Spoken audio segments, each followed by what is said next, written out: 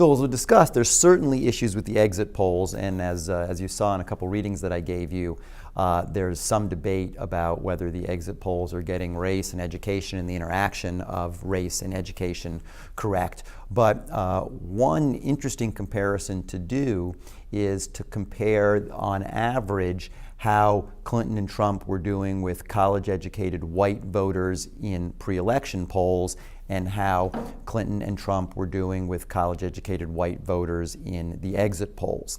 And while the exit polls almost surely are overestimating how well Hillary Clinton did with college-educated whites, Trump seems to have done better with college-educated whites than it was expected in the early pre-election polls. So one major part of why I think the polls slightly overestimated Hillary Clinton at the national level and severely overestimated Hillary Clinton at the state level is that they were underestimating the type of support that Donald Trump would get, the level of support that Donald Trump would get from college-educated whites. Now, think about that for a second. What are the two reasons why that could be the case? Pause, freeze it, stop, go get a beer, think about it, do whatever you want. Well, it could be for two reasons. One, and it's usually the first thing that people say, is that folks were not telling the truth to researchers. There was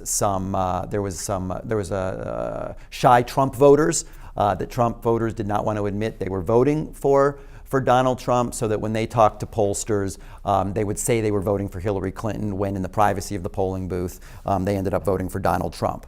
I think that's less likely to be the case. I think it's much more likely to be the case. I do think there was a shy Trump effect, but I think it was much more likely to be the case that white college-educated people or white college-educated Republicans who were planning to vote for Trump didn't want to talk to survey researchers. If you remember the drama of October in the 2016 campaign. And when you're a star, they let you do it.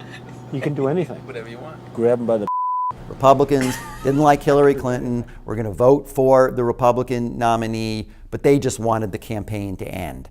So I use way too many sports analogies, but I'm a big Michigan football fan, I'm a big USC football fan. When my team loses, I simply just don't read the paper the next day. Jackson, and he scores on the last play of the game.